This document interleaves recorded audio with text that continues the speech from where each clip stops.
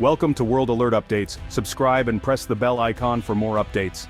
The headlines are blunt. $93 billion later, Xi's futuristic city still feels empty. Despite the staggering investment, the promise of a bustling metropolis remains unfulfilled, and the world watches, wondering when, or if, the city will come alive. In the early morning, Xiong'an New District is a city of silence. Wide boulevards stretch endlessly, empty, under the soft glow of streetlights.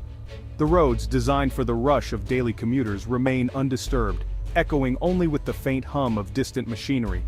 Automated systems hum quietly, keeping the city alive in the background. Streetlights flicker on and off. Maintenance robots glide along the sidewalks, and digital screens display schedules for buses that rarely arrive. But there's no one to notice, no footsteps to break the stillness. This was meant to be a beacon of China's future, a showcase of President Xi Jinping's vision for a new era of urban living. The city's skyline, with its bold architecture and gleaming towers, was designed to inspire awe and signal progress to the world. Instead, it stands as a monument to anticipation, waiting for people who haven't come. The plazas and promenades, built for crowds and celebrations, remain eerily quiet, as if holding their breath for the first wave of residents.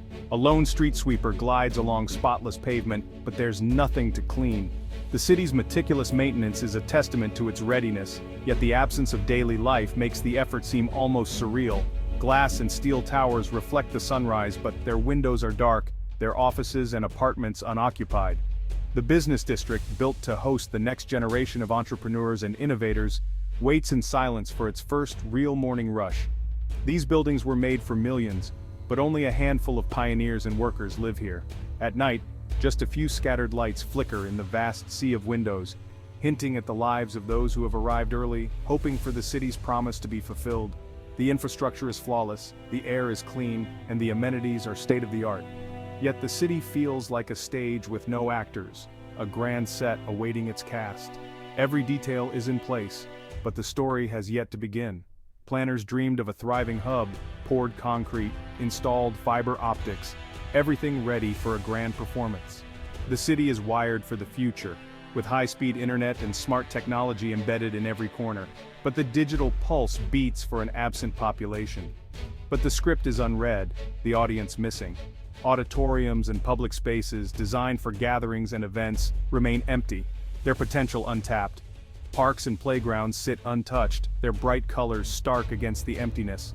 Swings hang motionless, slides gleam in the sunlight, but laughter and play are nowhere to be found. Xiong'an is a marvel of engineering, a testament to human ambition and ingenuity. But a city is more than its hardware, more than concrete, glass, and steel. It is meant to be a living organism, shaped by the people who inhabit it. It needs the unpredictable, vibrant energy of people, their stories, their routines, their dreams.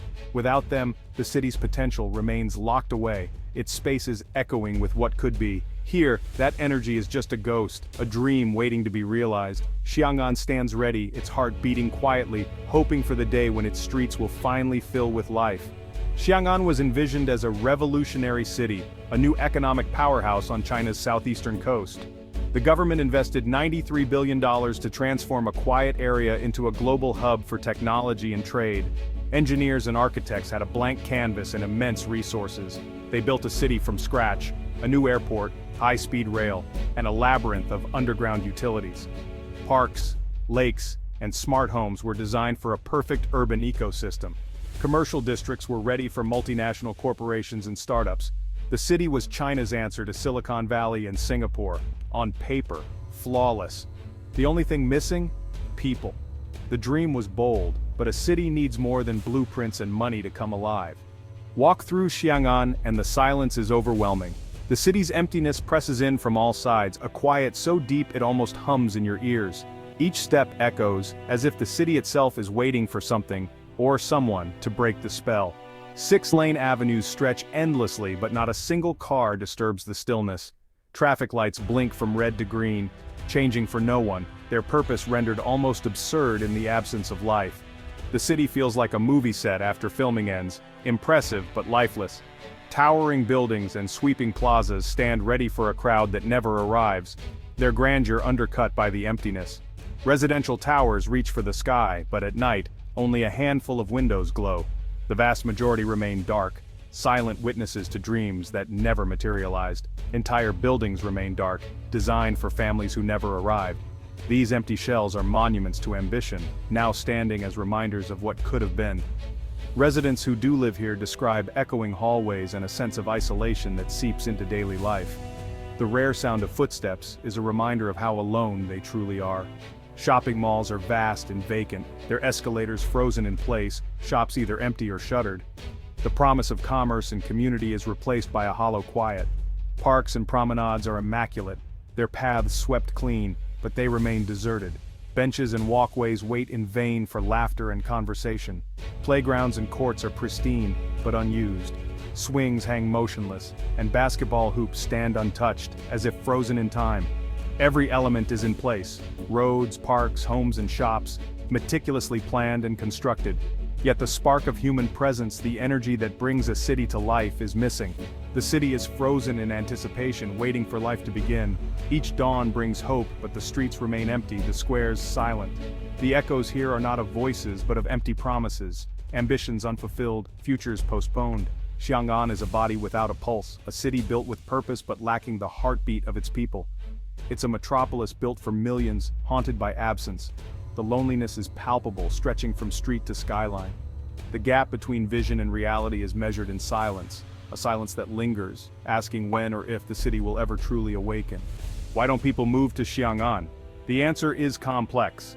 The biggest barrier: jobs. The private sector hasn't followed the government's lead. Office towers stand empty because companies won't relocate without a workforce or customers. For professionals, moving here is a career risk with little reward. Beyond economics, there's no community or culture, no history, no traditions, no soul. Established cities offer identity and connection. Xiong'an feels sterile and anonymous. Forced relocations of government workers haven't created a vibrant community. Most people won't leave behind family and friends for a life of isolation, no matter how modern the apartment. Cities need more than infrastructure. They need reasons for people to choose them. Xiong'an is a case study in the limits of top-down planning. It has the body of a city, but not its soul.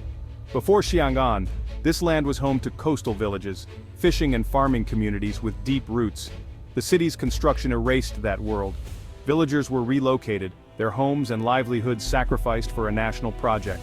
Compensation felt inadequate. How do you price generations of belonging? Families moved to high rises but lost their sense of purpose and community. In the villages, neighbors were family. In the towers, they became strangers. The elderly felt isolated, their skills now useless. Modern housing couldn't replace what was lost.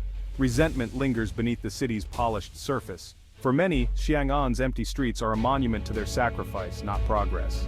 The price of this dream was the destruction of a living past. For those erased, it's a cost too high to forget. Xiong'an is a showcase of smart city technology: sensors, AI, facial recognition, autonomous vehicles. The city runs with perfect efficiency but feels cold and impersonal. There are no bustling markets, no spontaneous gatherings, no street life. Technology connects everything, except people. Residents ride autonomous buses alone, live in smart apartments without knowing their neighbors. Services are seamless, but community is missing. Human beings aren't efficient machines, we crave connection and belonging. The dream was to use technology to improve life, but here, tech has become the focus, not the people. Xiong'an is a powerful reminder. A city's livability isn't measured by its data, but by its community. The smart systems are online, but the city's heart hasn't started to beat. Innovation alone can't create a home. In 2023, Typhoon Doksuri forced a stark choice. To protect Xiong'an's new infrastructure, authorities diverted floodwaters, sacrificing rural communities and farmland. The future was saved at the expense of the present and the past. Residents watched their homes and livelihoods submerged to keep empty towers dry. The flood exposed the government's priorities: investment over people. Resentment boiled over. The event became a symbol of injustice. Xiong'an's creation displaced people, and now its protection did the same. The city's impact ripples outward, often at a cost to its neighbors.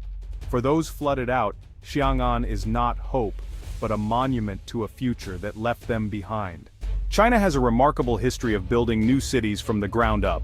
Shenzhen and Pudong stand out as legendary examples of this ambitious urban transformation. These cities didn't just appear overnight. Their stories are woven into the fabric of modern China's economic miracle. Take Shenzhen, for example.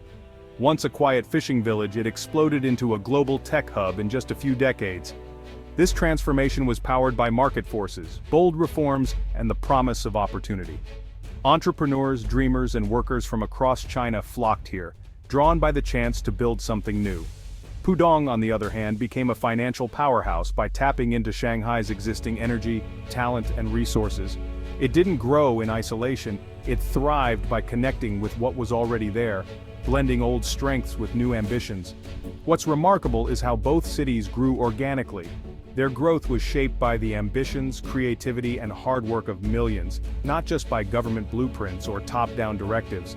People came to Shenzhen and Pudong because they saw real opportunity. They weren't simply following orders, they were chasing dreams, building lives, and creating communities from the ground up. The process was anything but tidy. It was messy, unpredictable, and full of energy. But that's what made their success so dynamic and resilient. It was a bottom-up revolution. Now contrast this with Xiong'an, a city built as a finished product, with the expectation that people would simply move in and fill the empty streets and towers. Xiong'an lacks the experimental spirit, the organic integration, and the sense of adventure that defined its predecessors. It feels sterile, as if waiting for life to begin. The lesson is clear: the best cities aren't simply constructed, they evolve over time, shaped by the people who live, work, and dream within them. Cities need the freedom to grow, to adapt, and to be molded by those who choose to call them home. It's the people, not just the planners, who breathe life into a city. Xiong'an's story serves as a powerful warning, a reminder of the limits of top-down design and the importance of letting cities grow from the ground up, with the spirit and energy of their people. As the sun sets on another quiet day in Xiong'an, its future remains uncertain. The city is a stunning shell, technically perfect, emotionally vacant. It raises a question: can a true city be created by mandate, or does it need a soul? Infrastructure can be built, but culture and community can't be forced. A home is more than a place. It's relationships, memories, and shared experiences. These grow over time, not by decree. Maybe one day life will fill Xiong'an's empty spaces. But even if people come, will it ever feel real? The city's legacy is a lesson. The most important infrastructure is human connection. Without it, you have empty rooms waiting for a soul to move in.